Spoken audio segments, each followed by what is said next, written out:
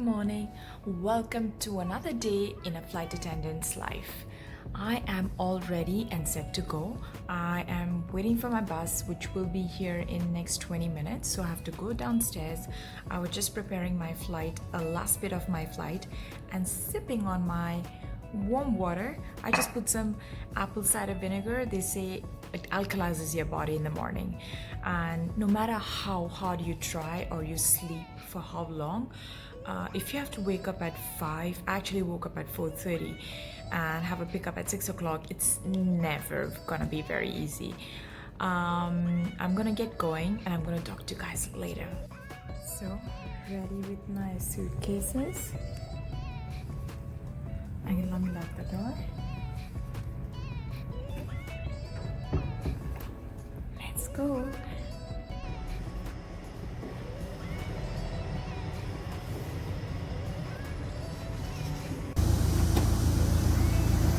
So guys, the weather is getting just a bit better. I'm gonna get inside my bus now.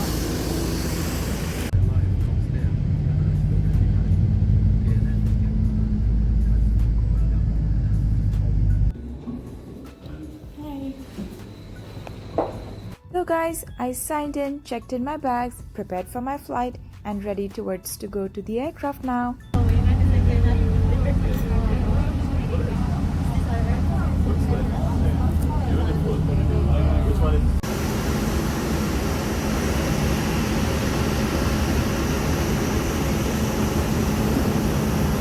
So guys, this is my beautiful aircraft. So folks, this is part of the wellness initiative which Etihad has, where we wear this PPE. We of course wear the masks always, the goggles and the gloves. After we land, we get into a crew bus like this and then just relax and enjoy the city views.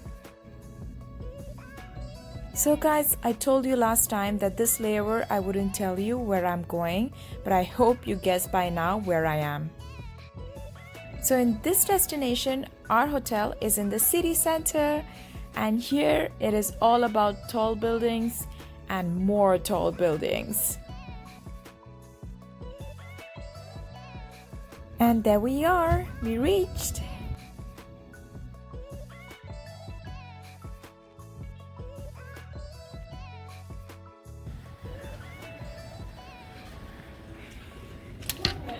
All of us struggling to get in the room. Okay, I am in my room. Okay, there is no place to put the key, but there is a light slot here. Get some lights now. And go into the bathroom. That's my teeny tiny bathroom. Nothing special, nothing to talk about, but it's clean, so I appreciate that. That's what we really need, a clean and nice bathroom. So I have 2 beds. So I make one dirty today and I make dirty the second day. No, I don't do that. I have a small TV and some tea stuff going on, a small chair, a desk and a chair and a table lamp. That's my room, guys. It's nice and cozy. Now, let's talk about what's here. Ta-da! Not bad. I mean, I'm just happy I have like an open view opening towards the city center. Yeah, it's city center. It's not the square, but I can see the cars, I can see people walking by, restaurants, lights, billboards, and some open sky. What else do you want? I'm happy, I'm very happy. So I am now ready to quarantine. Officially, I'm gonna get out of my uniform. I'm gonna talk to you guys in a bit. So guys, here I am and finally you see some sunlight. The clouds have cleared up. I guess it was raining over here a bit, but you can see it from the railing. It's a bit wet, but it's perfect now just to stand here, have your cup of tea and enjoy the beautiful view. You can see the sun literally peeking through a dark cloud. I'm very, very happy. I'm very happy with the weather, enjoying my tea. Guys, it's really great outside here. Look at that. So bright and beautiful. I'm so happy. This is day 2 and the weather has opened up so beautifully. That's the hotel. That's the terrace. I don't know what floor am I on. Oh, it's the 23rd floor. And am I complaining? No. Oh my god, I miss the city, hustle bustle. I moved from, okay, I'm from Bombay. I was living in Abu Dhabi city. And then we moved closer to the airport. So, man, I just love the city. It's so vibrant, and all the billboards and the hustle bustle and the city streets and the lights. It's so nice to be back here. No, I don't feel like going inside. It's even getting better now. You see, the sun is even more brighter and more beautiful. Oof. I'm gonna see you guys inside after finishing my cup of tea and soaking in some sun. Guys, I couldn't help but share this small clip of this beautiful view of the city lights during the nighttime, and I love this place. This is the place where all the action takes place, with so many clubs, restaurants, and a nice mall. Hey guys! I told you last time to guess where I would be this time on my layover, and I'm sure with all what I've shown you around, you must have guessed that I am in Toronto. Whoop, whoop, whoop. Whoop, whoop, whoop. Yes, I'm very happy to be here. This is one of my favorite layovers. Not so much the flight because it's very long, but I was here the first time 7 years ago on my first month when I joined Etihad as this cute little innocent FA girl, and I had the greatest time because my uncle came to pick me up with his wife, and we went to stay at, I stayed at his place. He took me for this amazing buffet. We went around the city, we saw so many different places, and we had such a great time. And the second time I was here, I was with this amazing bunch of people. My crew was so amazing. The flight deck, like the captains, the commander, my whole set of crew. We all rented a car, and then we went to Niagara Falls, and we went to lunch and dinner together, went around the city. We had the best time ever. And here I am, the third time in 7 years. So it's not very, so you guys get to know that it's not very often that you get one flight, and we still do get excited when we come new places or the same place. Probably it's just because it's after a very long time, or we don't really get those flights. And here I am, the third time. Self-isolation, so I have to stay in the room, of course, but nevertheless, you know, I was so happy to be in this beautiful city and reminisce about my previous days over here, which I absolutely loved.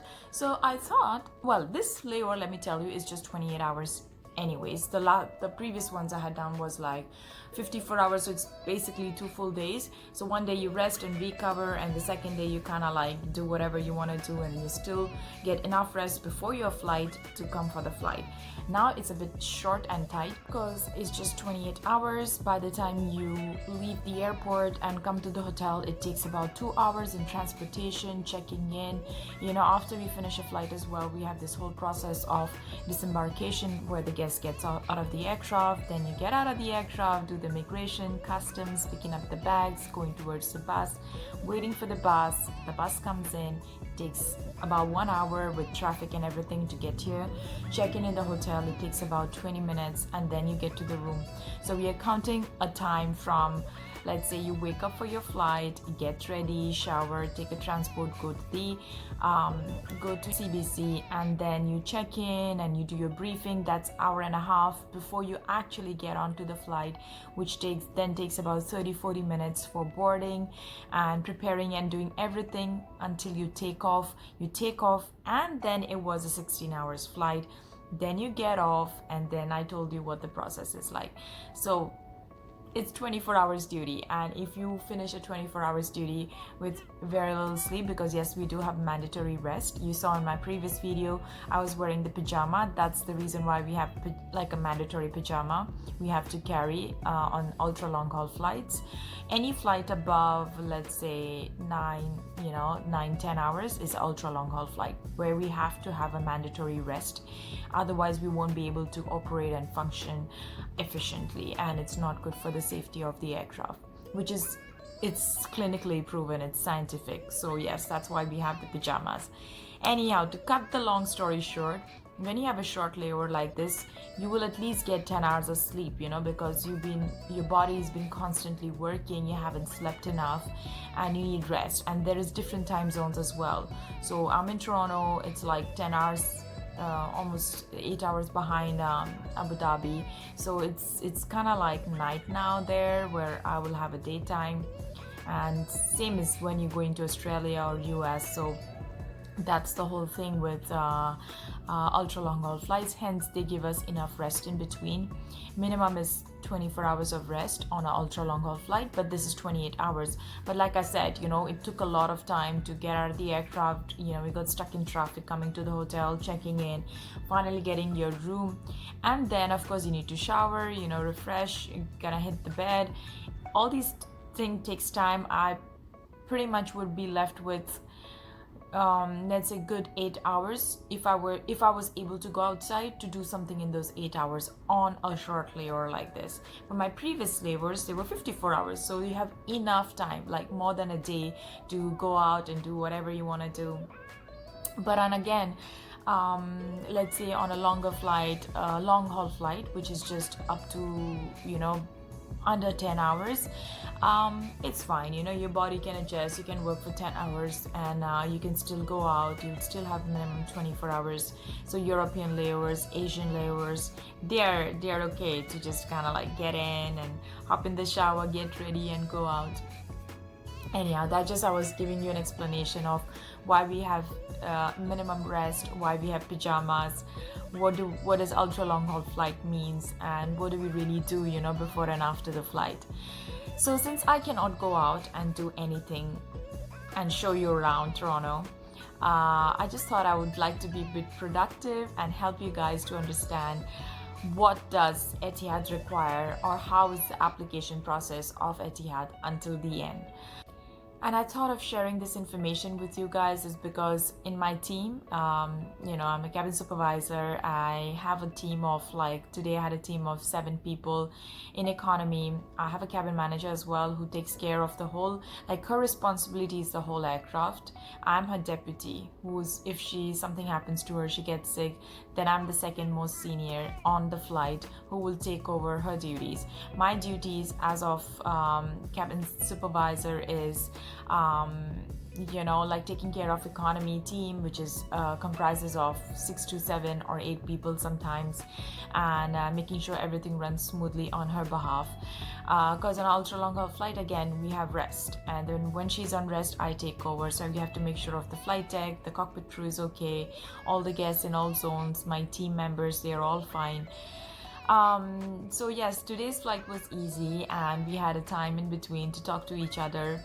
So I had this team member who recently joined our team in 2020 January, and she started flying in March. So she barely flew for like 2 or 3 flights before the whole lockdown happened, and it was very interesting to get her perspective towards flying, and I had time to ask her the new process of how Etihad hires.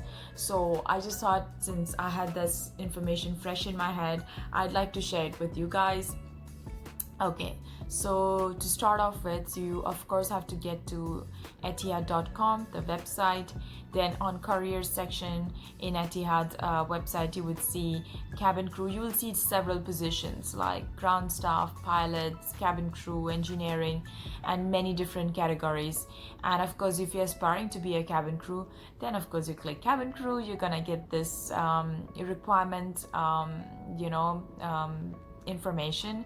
What is the eligibility criteria, the requirement, before you actually do the application, because you need to fit in those criteria, otherwise you're wasting your time, you're wasting the company's time. So in the application form, you fill in all your details, very basic details: name, age, personal information, educational information, and they will ask you to attach like a formal photograph, full size, and a passport size. And that was what she did, was interview by invitation. So once you do the application, they either accept it or reject it. I told you in my previous video that it's just a tip from my side, that even if your application does get rejected, don't lose heart, just make another email and do a fresh application. Sometimes it's just system generated and they filter a few applications without any reason, so you'd be surprised or wondering that what's wrong. Like, I know I meet all the requirements and they haven't even seen me and they haven't interviewed me. Why would they just reject my application? It has nothing to do with you guys. It's just the system sometimes, and you can just retry. So I'm just talking about Etihad. I know about other airlines that they have a minimum gap of like 6 months before you can reapply, but again, you can always try with another email. That's just a tip from my side. So once you finish the application, you get an email or a phone call within a week, 10 days, or maybe even 2 weeks. To be honest, there is no set time limit. It depends of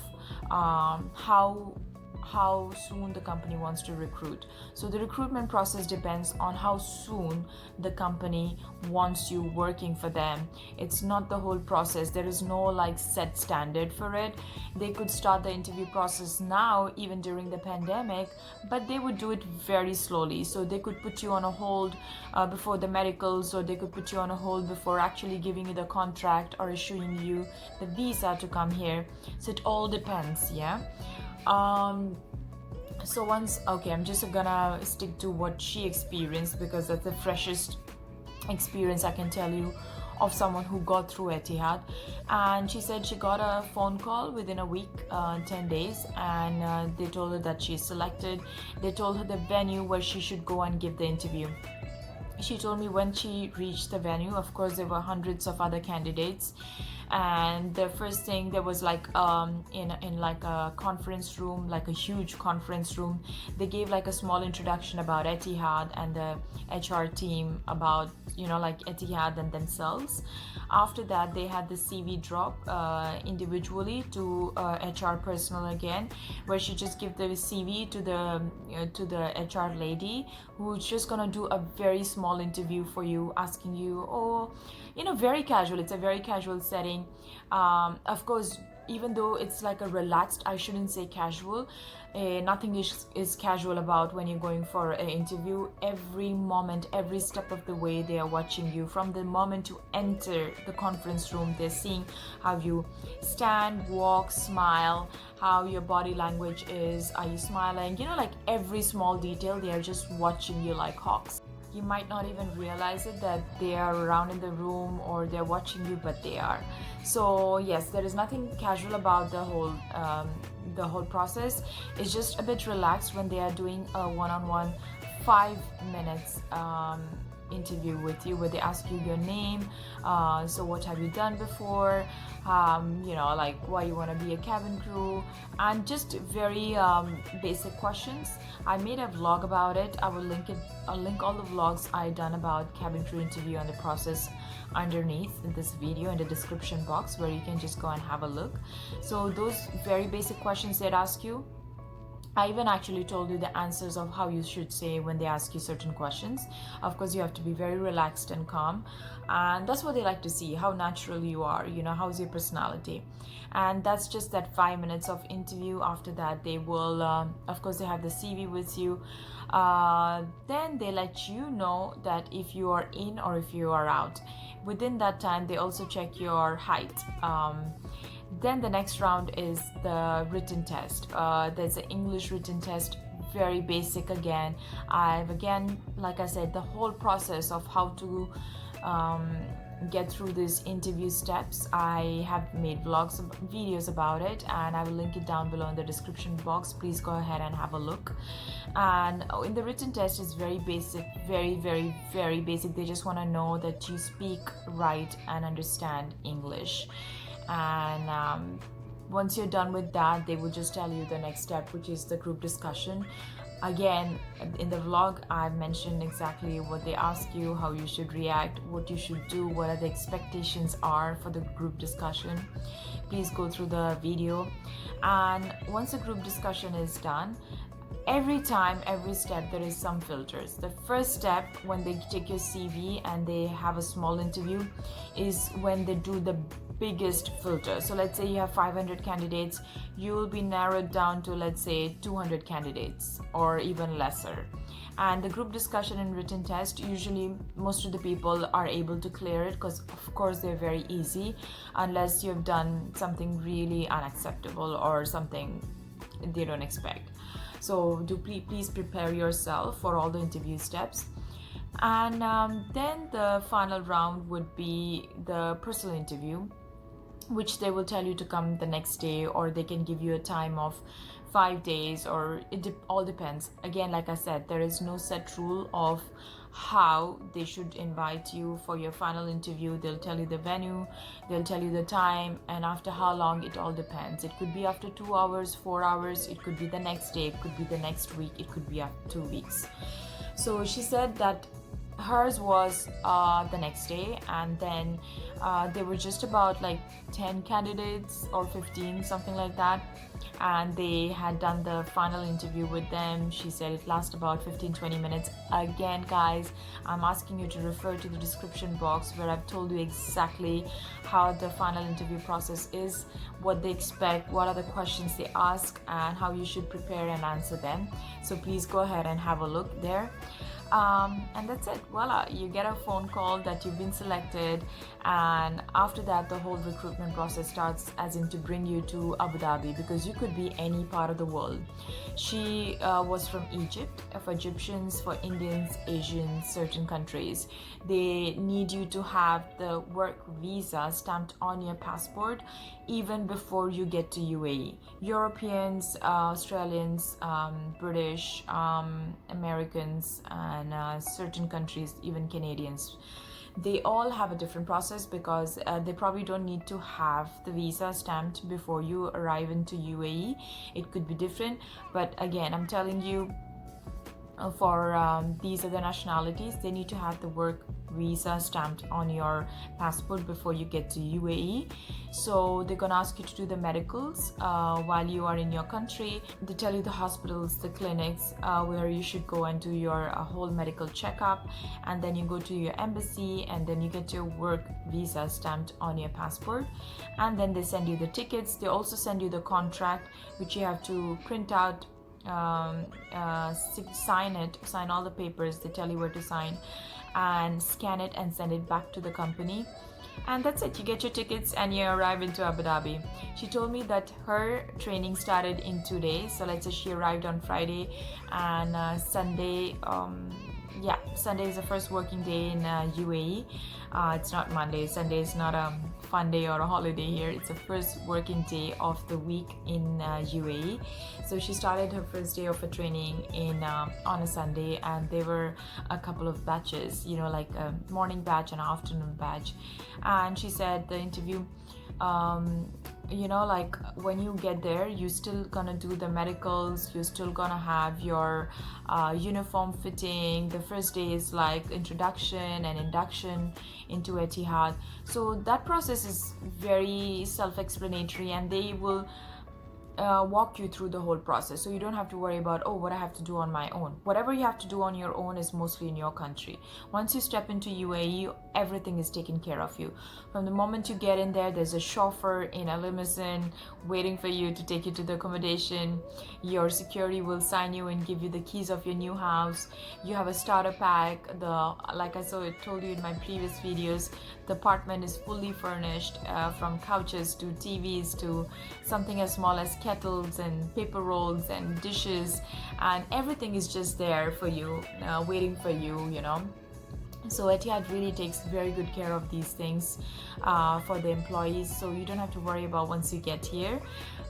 All you have to worry about is just have your uniforms, and I will make another video of what you need to prepare before you get here, but this is the process. This is what they expect, and then you just start on with your training. You have another medical. Of course, please do declare whatever it is truthfully, because then like she told me, there was a girl with asthma. She didn't declare it, but they found out, and then you're gonna be sent back home. So all the hassle, all the stress, all the efforts you made to get there, eventually it's for nothing, and then you're going to be sent back home. You know, you don't want to go through those things.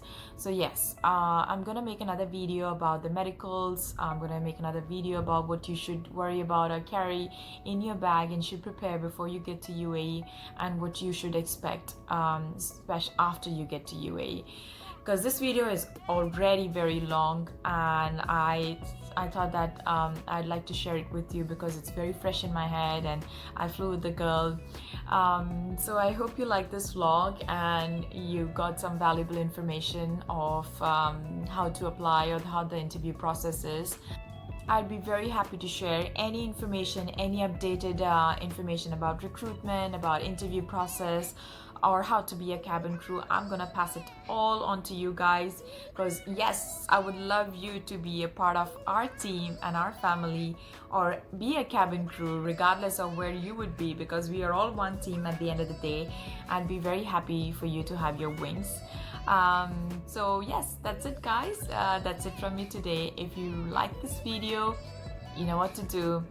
Please share and subscribe, share it with your friends so they get informed as well, and of course it gives me motivation to make more videos. Please write in the comment section of what you would like to know, what you would like to see, and if you like the video or not, if there is an experience you want to share. I would love to hear from you guys. Like always, this is me, Smita, signing off. Until next time.